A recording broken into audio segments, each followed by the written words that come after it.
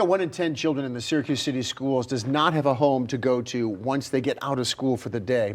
Family homelessness continues to explode in the city, leaving social workers to try to scramble to help kids whose parents simply cannot find a place they can afford. It's now all too common for people with full-time jobs to be unable to keep up with the rent. Our Connor White explains in this Crisis in the Classroom report. Throughout Syracuse schools, teachers are watching for warning signs that one of their students may be homeless. Sometimes it's sleeping during class.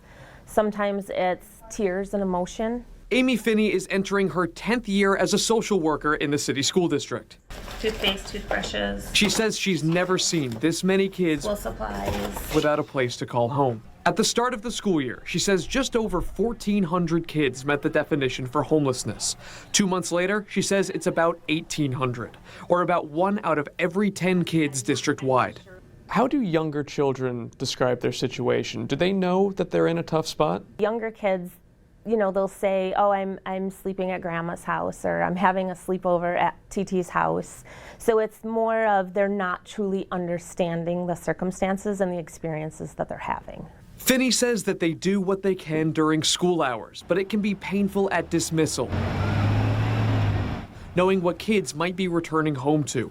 The Salvation Army, the county's sole family shelter, says they are constantly full and are having to place families in hotels outside the city. When families don't seek help, they can end up in a place like a car. Affordable housing is not out there. Finney says more often than not, the adults have jobs, but as rents have gone up, pay has remained stagnant. I've talked to families who had to pay to attend someone's funeral in their family, and because of that weren't able to pay rent. Megan Stewart is the director of the Housing and Homelessness Coalition of CNY.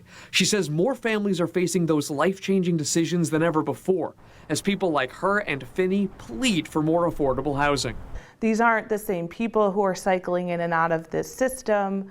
It really is people who are just finding themselves falling on hard times. Heading into the winter, Stewart expects the number of homeless families to increase. In Syracuse, I'm Connor White.